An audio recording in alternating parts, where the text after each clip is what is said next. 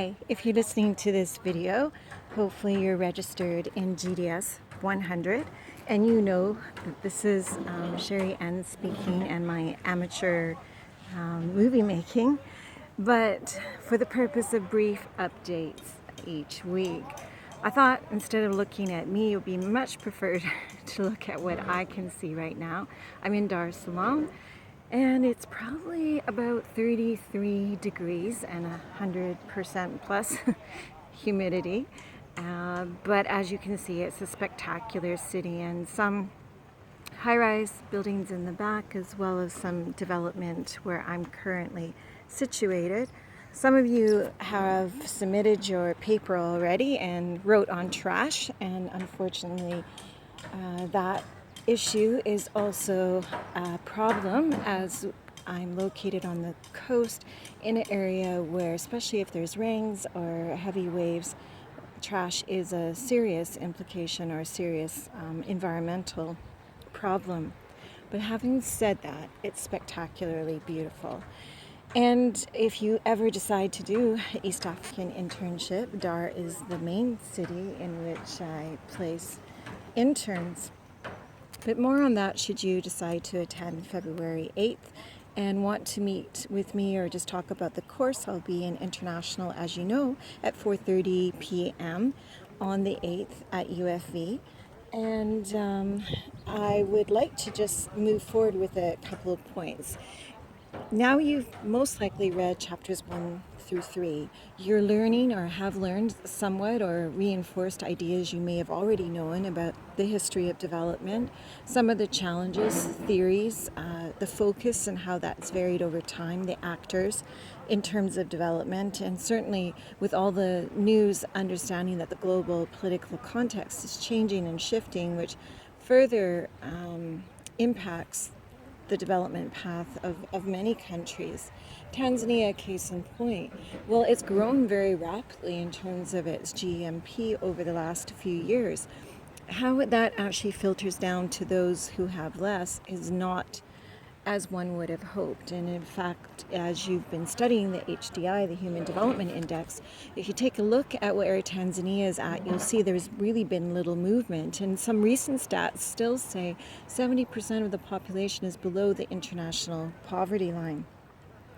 Having said that, what's interesting to note about Tanzania is that with its development in 1964, 61 and then formalized in 64 was Zanzibar, the Republic of Tanzania under Julius Nyerere had its own made in Tanzania policy with respect to development, and it really wanted a path that focused more on African traditional values and not on the West. And with that, it had a policy that was really about communalism and community support and context. And there's an insert in your chapter that explains this policy that combined with self-reliance.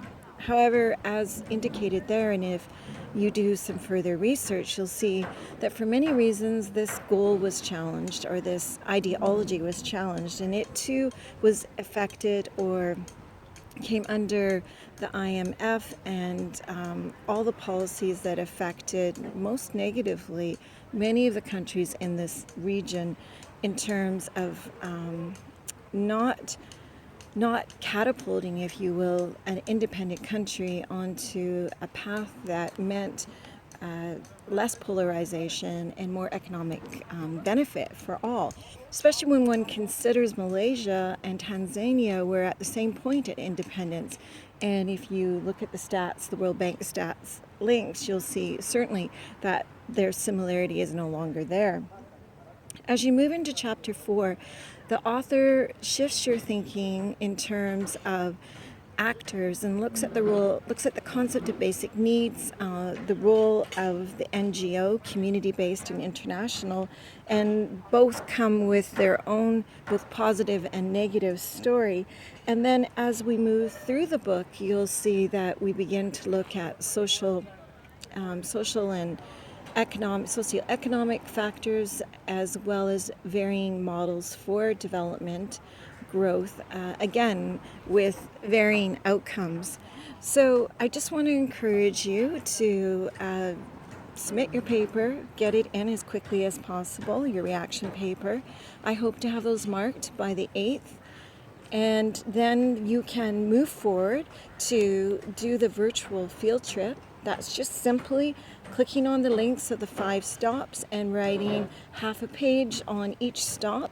The details are there. You can also do that with group members if you're still connected after the country assignment, or you've been able to connect with others on the discussion board. Please do contact me if you have any questions. I'm doing my best to make the information clear, and you have everything you need up until week 6.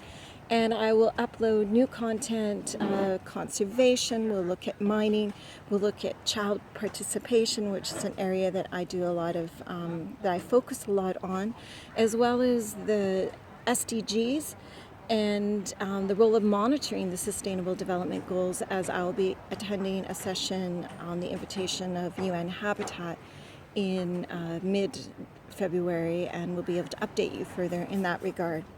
Hope you're finding the content somewhat enjoyable, and it is my intent that everyone can do as well as possible if they just put the time in. And I look forward to seeing some of you on the 8th. I'm sorry that February 10th we didn't get enough interest to do the field trip in person, but I hope to go to Granville Island and do a bit of a video from there next in Vancouver. Take care.